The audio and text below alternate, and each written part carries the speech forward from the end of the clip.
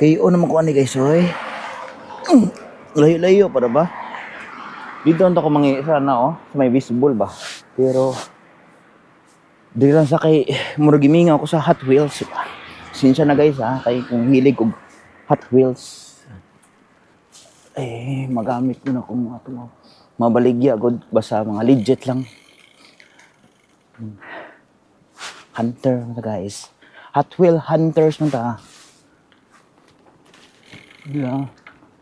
May lang mga toys guys kaysa mag pabadlong ta sa community guys no. Tanti diha na ana lang gud. Simple lang ba? Hala sila diha. Ba? Tanti naka-exercise ka na.